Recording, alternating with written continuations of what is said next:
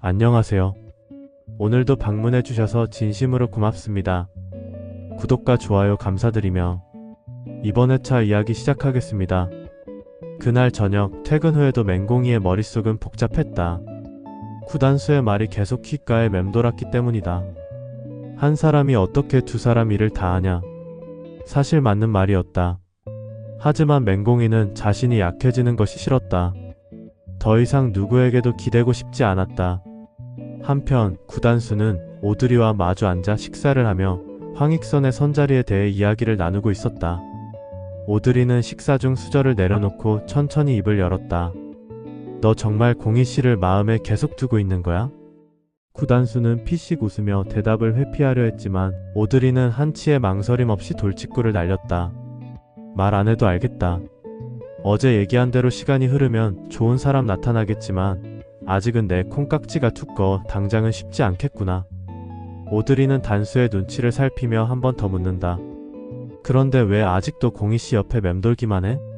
공희씨 마음은 떠봤어? 구단수는 순간 말문이 막혔다. 오드리는 한숨을 쉬며 혹시 공희씨가 너한테 마음 열지 않는 거면 이유가 있는 거야. 내가 늘 장난처럼 대하니까. 여자는 신뢰를 주는 진심이 느껴지면 마음을 열게 돼 있어. 자신 없으면 할머니 실망하시기 전에 마음 접고 좋은 배필 만나보던가. 어쩌면 어린 적 추억을 지키며 평생 친구로 남는 게 더 좋을 수도 있을 것 같은데 라고 조언했다. 구단수는 오드리의 얘기를 들으며 잠시 생각에 잠겼다. 오드리는 이건 아빠를 사랑했던 엄마 본심으로 하는 말이고 할머니께는 절대 티 내지 말고 당분간 공희씨 얘기하지 마라. 할머니 쓰러지신다. 라고 말하자 두 사람은 생각이 같다는 듯 소리 없이 웃었다. 그 무렵 맹공이는 집에서 구름이를 돌보다가 깊은 생각에 잠겼다. 과연 자신이 구단수에게 기대도 괜찮을까? 생각해보니 자신이 힘들고 어려울 때마다 백기사처럼 나타나 도와주고 의지가 되어준 구단수가 고맙긴 한데 한편으로는 친구 이상의 감정이 감도는 것도 사실이었다. 특히 근래 회사에서 업무 핑계로 별일도 아닌 상황을 만들어 자신을 쉴 수 있게 해준다든지 서민기와 강진아의 눈총으로 난감할 때마다 단수가 나타나 자신을 옹호해주는 상황이 잦아지면서 그런 생각이 더 들게 되었다. 혹시 단수가 나를 하는 생각을 하다가 아니야. 우린 친구잖아. 그 녀석이 어릴 때부터 날 많이 챙기긴 했어. 내가 오해하면 안 되지. 라고 고개를 저으며 곧 생각을 접었다. 설사 단수가 자신에게 이성적 감정을 갖고 있다고 해도 자신은 염치 없어서 그럴 수 없다고 생각을 고쳐 세웠다. 그래, 단수는 그냥 내 둘도 없는 좋은 친구야. 고맙다 구단수. 라고 혼자 중얼거리듯 미소 지으며 잠자리에 들었다. 다음날 회사에서 두 사람은 다시 마주쳤다. 구단수는 평소보다 진지한 표정으로 맹공이를 바라보았다. 우리 얘기 좀 하자. 그는 맹공이를 옥상으로 데려갔다. 바람이 살짝 불어오고 두 사람 사이에 묘한 긴장감이 감돌았다. 너 아직도 혼자 다 하려고 해? 구단수가 먼저 입을 열었다. 뭘?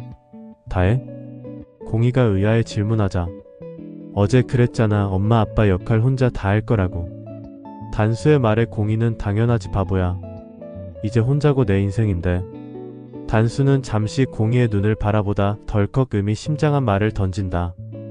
혼자 힘들 것 같은데 아빠는 내가 하면 안 될까? 말을 하고는 부끄러운지 살짝 웃으며 눈을 피하는 구단수. 맹공이는 순간 놀란 표정을 지었지만 이내 무덤덤하게 웃으며 말했다.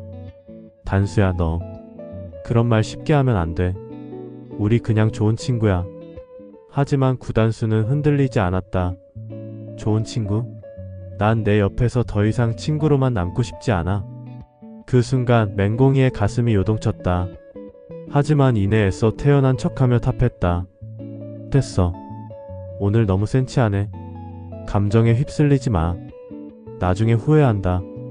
구단수는 맹공이를 똑바로 바라보며 말한다. 난 내 마음이 움직일 때까지 기다릴 거야. 내가 나를 바라볼 때까지. 이 말에 맹공이는 아무 말도 할 수 없었다. 그녀의 심장은 이미 그를 향해 뛰고 있었지만 그걸 인정할 수 없었다. 하지만 구단수의 눈빛은 단호했다. 그는 이번만큼은 물러설 생각이 없어 보였다. 야, 까불지 마. 자꾸 헛소리하면 옛날처럼 한 대 맞는다. 아빠는 됐고 아빠 역할은 시켜줄게. 어색한 분위기를 모면하려는 듯 맹공이는 이 말을 남기고 춥다며 사무실로 내려가자고 했다. 그 시각 위독했던 임순이는 곧 임종을 기다리고 있는 상황이었다. 한없이 슬픈 마음으로 강명자는 엄마를 지키고 있었고, 제발 연명치료는 하지 말아달라는 엄마의 간곡한 요청을 상기하며 하염없이 눈물을 흘렸다. 이때 하나둘씩 형제들과 가족들은 임순이의 임종을 지키기 위해 병원에 모여들었다. 모인 형제들은 엄마의 연명치료를 해야 하지 않느냐며 울먹이며 상의하는데, 강명자는 엄마가 원하시는 대로 해드리고 싶어. 마음은 아프지만 우리 편하게 보내드렸으면 해. 라고 형제들을 설득했다. 명자의 설득에도 형제들은 엄마를 포기할 수 없어. 우리 방법을 다시 찾아보자. 라며 극구 반대했지만 결국 단호한 강명자의 요청대로 연명치료 없이 엄마 임순이의 임종을 맞이하기로 했다. 한편 외할머니의 위독함을 연락받은 맹공이와 구단수. 갑작스런 전화에 허둥지둥 두 사람은 사무실에서 나가려 하는데, 이때 서민기가 맹공이를 불러 얘기한다. 공희씨, 장례를 치르면 다들 장례식장에 있을 텐데 우리 구름이는 누가 보나? 이 말에 아차 싶은 맹공이는 잠시 생각하게 되었다. 그러자 서민기는 곧 내가 맡아볼게. 안 그래도 아기 보는 방법도 공부해뒀어. 라며 배려하는 듯 맹공이에게 얘기한다.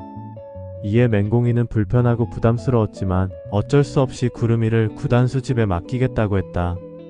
이 말을 들은 강진아. 안 그래도 신경 쓰이던 상황이 도래한 것 같아 화가 나서 미칠 것 같았다. 그녀는 서민기에게 지금 뭐 하는 거야? 버젓이 내 앞에서 아이를 맡겠다고? 지난번 우리 엄마가 한 얘기 기억 안 나? 라며 화를 낸다. 아이를 포기해야 우리 결혼을 허락해 주신다잖아. 이 말에 서민기는 난 그 말에 동의한 적 없어.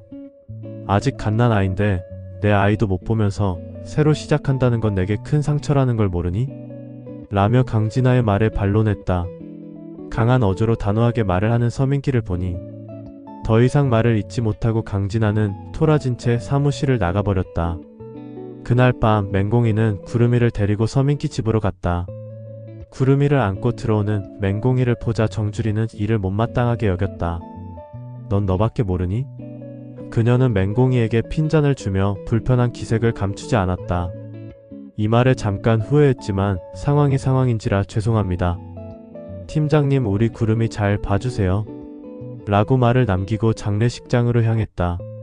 한편 황익선 회장은 구단수가 선을 보지 않았다는 소식을 듣고 분노했다. 그는 오드리를 불러 너 내 말이 가볍게 들리냐? 라며 강하게 질책했다. 오드리는 당황하며 아닙니다, 어머니. 라고 대답하며 고개를 숙이는데 황 회장은 이어 내가 너보고 엄마 노릇 똑바로 하라고 했지? 그런데 그깟 선보는 것조차 단수를 설득 못하냐? 라고 재차 문책을 한다. 오드리는 이미 구단수의 마음을 알았고 당연히 단수가 선보러 가지 않을 것을 예측했기에 황 회장에게 뭐라고 답을 할 수 없었다. 어머니, 단수가 아직은 결혼에 대한 마음의 준비가 안 될 것 같아요. 죄송하지만 조금만 더 시간을 주시면 좋을 듯 싶습니다. 엄마로서 단수를 위해 할 수 있는 최선이었다.